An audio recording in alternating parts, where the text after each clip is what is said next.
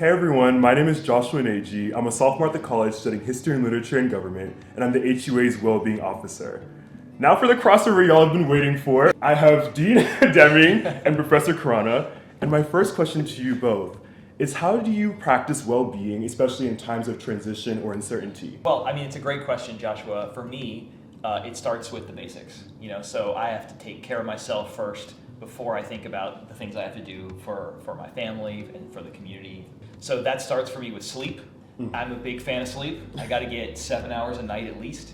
And then whenever possible, I try to get up in the morning and get some exercise first thing, just so I feel like I accomplished something concrete. One of the things I try to do is also get sleep and eat well, and I do yoga. And the second thing I think, especially in an educational environment, whether you're a faculty member, whether you're a student, you have to remember things like grades don't define you. You're way more complex and interesting person than that. And all of us are stretching and growing, and you may not always know it, but your faculty are often going through the same thing with maybe a paper that didn't work out or a journal submission.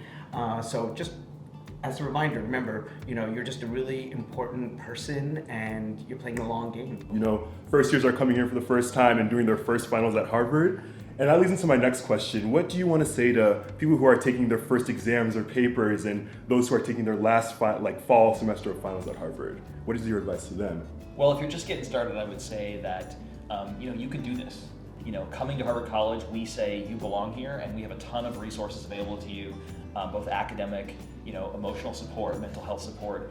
We want you to succeed, and we're here to help you succeed in all variety of ways. So I would say if you feel like you need help, go get it. It's not a shameful thing. It's actually really important. Some of the most talented people I know are people who ask for help regularly and know when to do it. Just to build on Dean Deming, I think asking for help is a sign of strength.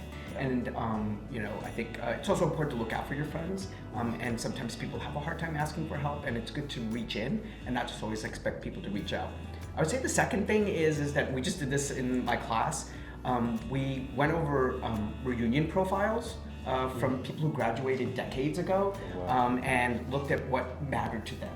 And I don't think GPA ever came up in anybody's reunion profile. What mattered to them was the relationships that they had, the memories they created, actually learning to be easy on yourself and forgiving.